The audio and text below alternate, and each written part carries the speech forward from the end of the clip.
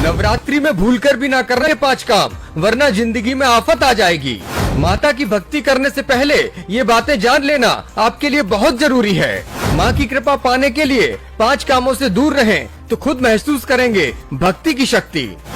माँ दुर्गा के भक्तों को नवरात्रि का साल भर इंतजार रहता है। नवरात्रि की वो शुभ घड़ी आ चुकी है। पूरे देश में धूम दिख रही है, तैयारियां दिख रही हैं और भक्त माँ की भक्ति में लीन हो रहे हैं। माता की अर्चना करने से पहले आपके लिए 5 बातों को जान लेना बहुत जरूरी है। अगर नवरात्रि में ये 5 काम आपने नहीं छोड़े तो आपकी जिंदगी में मुसीबत आ सकती है। हिंदू शास्त्रों के अनुसार नवरात्रों के 9 दिन माँ दुर्गा की पूजा भक्ति करने का बहुत फल मिलता है। माँ अपने भक्तों को खूब आशीर्वाद देती हैं। नवरात्रि के पहले दिन माँ दुर्गा की स्थापना की जाती है। पूजा की शुरुआत में ही कलश स्थापना होती है और खूब धूमधाम से माँ की पूजा अर्चना की जाती है, जिससे घर में सुख समृद्धि और शांति का वास आता है। लेकिन ध्यान देने वाली बात यह है कि नवरात्रों में कुछ ऐसे भी काम हैं जिन्हें करने पर पूरी तरह से मनाही है। इन कामों को करने से माँ प्रसन्न नहीं बल्कि नाराज हो सकती हैं। आइए आपको बताते हैं कि नवरात्रों में भूल से भी वो कौन से 5 काम हैं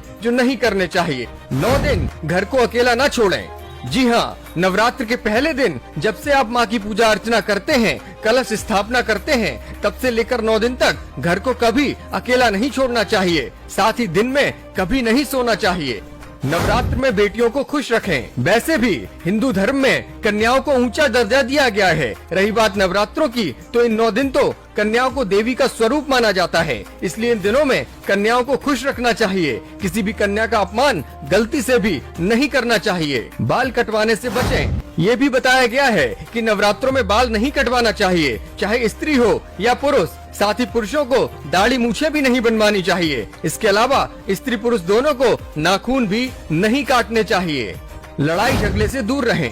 नवरात्र में माँ घर में वास करती हैं, इसलिए 9 दिन के दौरान किसी के प्रति कोई द्वेष भाव नहीं रखना चाहिए, न ही किसी से लड़ाई झगड़ा करना चाहिए। हिंदू शास्त्रों में ऐसा कहा गया है कि जिस घर में कलह, लड़ाई झगड़ा होता है, वहाँ माँ लक्ष्मी एक पल भी नहीं रुकती हैं। लहसुन, प्याज, शराब और मांसाहारी खाने से बचें।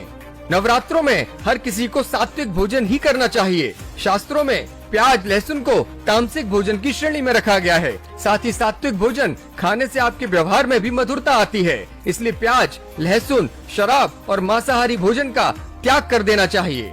तो ये वो 5 काम हैं जिन्हें पूरी तरह से ध्यान रखकर आपको नवरात्रि में पूजा अर्चना करनी है। इन 5 कामों को भूलकर भी नहीं करना है, तभी आपको पूजा का असली फल मिल पाएगा। ब्यूरो